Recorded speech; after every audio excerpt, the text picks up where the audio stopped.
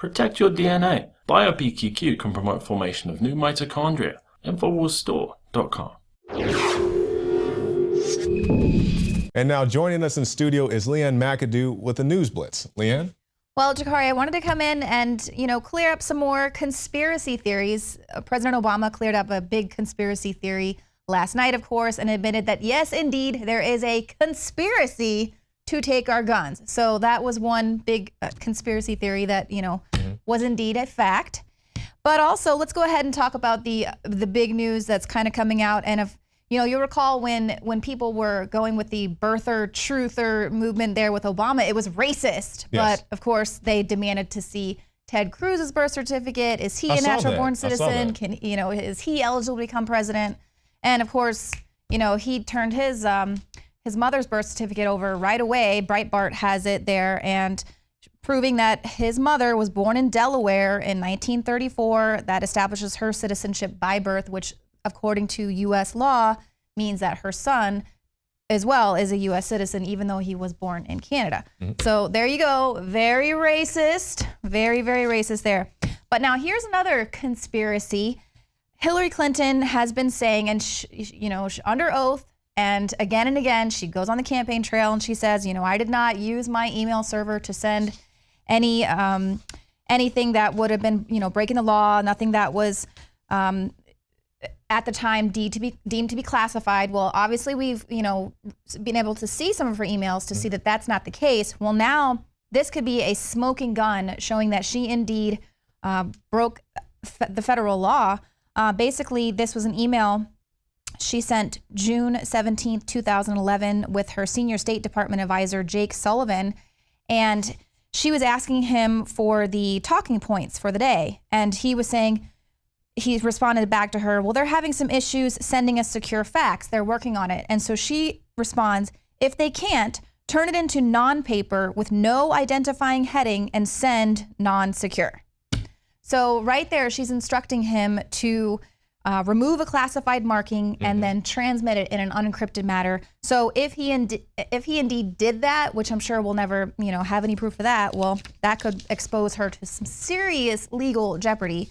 But, it's like, when is enough going to be enough? How many more things need to pile on top of this woman before people say maybe she's reckless? It's ever since Nixon, people just really don't scrutinize the politicians. I don't mean scrutinize them unfairly, but, they go after Nixon for Watergate. There have been politicians, whether they be in presidential office or not, who did way worse things, who get a little slap on the wrist if they get anything at all. Because it's to the point now you cannot dare criticize somebody in somebody's in their campaign. It's just, you can't talk about it because that's my guy. You can't talk about Hillary because that's somebody else's lady. You just cannot do it. Right. And it is like, how dare you? She's going to be the first woman president. We shouldn't scrutinize her. It's her time. When she absolutely does not embody the feminine whatsoever. It's not like we would have our first female president. Let's just get that clear, just because she has a vagina. Now, moving on, let's go on to this migrant rape situation in Europe. This is something that has been personally infuriating me as a woman.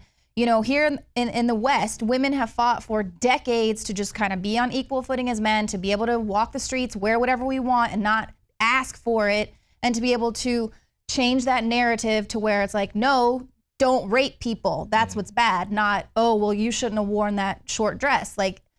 Still there's an issue, but at least it's getting to that point. Well, here in Europe, we're seeing the exact opposite thing happening. They have the German chancellor come out and say, well, we just need to understand that these immigrants are just, they're going to be a little bit more criminal, and it's, everyone just back off. But an active cover up with it as well, which is so frustrating. Well, now the police chief there in Cologne has been fired for, basically they're saying that his department mishandled the situation there on New Year's Eve. Now, yes, I do agree that he should have been fired simply for the fact that they put out a message New Year's Day saying that it was a great night. Everything was, it was jolly and a happy atmosphere, and what a great day we had, and didn't talk about the fact that there was groups of more than 1,000 men sexually assaulting women right in front of police who were trying to stop these attacks from happening, but they were overwhelmed. And Spiegel Online actually reported that groups of men were preventing officers from reaching these women that were crying out for help. I mean, there's thousands of men surrounding these women, lighting fireworks off, and it was a very dangerous situation. Mm-hmm. So what I would say, yeah, you failed in reporting it the next day, in fact, trying to cover it up. But now they're blaming the police, saying that there were too few police on the streets to prevent these attacks. And so that is how they're spinning this. It's not the fact that you have flooded the country with men from violent misogynistic cultures who stone women to death for being victims of rape. Okay, this is the law. This is the norm where they come from, where you can rape a woman if she's not covered in a burqa or if she's not accompanied by a man, then she's fair game, she can be raped. So this is their culture, and you're blaming the fact that there weren't enough police there to stop these thousands of men from, I mean, and if you don't, I mean, this is CNN, this is them firing, but now this is Buzzfeed. Check this out. This is disgusting journalism. This is what really happened the night women were sexually assaulted in front of police, right? So that's the whole thing, is that it happened right in front of the police. Where were they? Why didn't they stop it? You get down 4 paragraphs. The first is, why did the police not do more to protect women? The other question is kind of new, and were the attacks carried out by newly arrived refugees? And if so, what will the backlash be? Oh goodness, oh, no backlash, please. People shouldn't be upset about this or concerned or worried about the fact that they said it was going to be isolated. Less than 1% of people from this country were going to be these type of people. Would that 1% all decide to congregate in the city square so they could sexually assault women? Like, it's crazy. And it doesn't matter where these guys are from. I mean, if they're all black men from Oklahoma and they were running around raping people, like, yeah, you guys need to arrest them and put their ass in jail. That's Right. not cool. Seriously. No, and that's the thing. It's like, when did it become just paramount to protect all of these, Muslim religion and Islam? When did it become, like, who gave the orders that was paramount to protect Islam no matter what? It trumps all of your concerns. If you don't want to get raped, just stay in your house. These are actually the orders that are being given to women there in Germany and Europe. They're actually saying, stay inside, don't come out of your house unless you're accompanied by a male. Telling women not to wear certain clothes.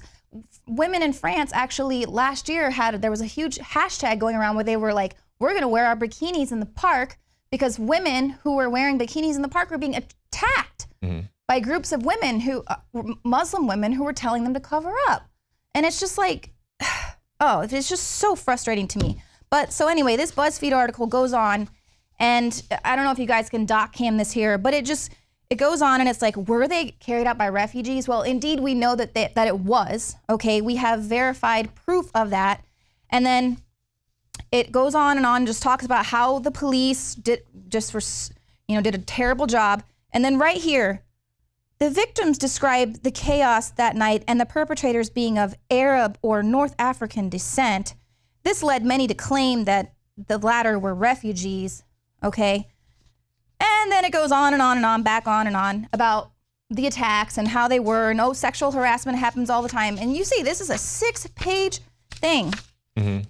And it never, again, all it says is, how terrible would this be if there was some backlash for immigrants? Well, the issue is, Liam, because I'm sure it's the same way all around the world, but here in the U.S., we always hear about these campus rapes, these campus assaults, all these women being sexually harassed, and how big of an issue it is. And then should we do things like arming women, regardless, if you agree with that or not? But it's such a big deal here. But when it happens someplace else, and it's a different type of deal, it's not some college bro. It's a different type of person, from different origin or background or whatever else. It's like, you can't touch it, you can't dare mention it. No, and it's and even just to show you how this insane it is protecting this image of Islam. So you heard today about the Philly cop who was shot by a man who claims he did it in the name of ISIS. Mm-hmm. He had a stolen gun from a police officer and shoots this cop. Well, the Philly mayor comes out immediately and says, this jihadist, he had nothing to do with being a Muslim. It has nothing to do with the religion. Oh, I'm sorry, did you investigate? Did you know that this was he in contact with ISIS and they told him to, immediately comes out to just declare. Yeah, and the people would say, well, you're just saying that because the guy's Muslim. I remember the story, I believe it happened in New York, 2 officers were sitting in the car, somebody walked up behind them and shot them both in the head. Right. As far as I know, that had nothing to do with Islam, but it's still a very important story to illustrate, you know, violence in the street, regardless of why it was perpetrated. That guy had his reason, this guy had this reason. Other people may have other reasons, but you don't just poo-poo it away because you don't like the reason why they did it. Thank you so much, Ann McAdoo, for joining us here in the studio.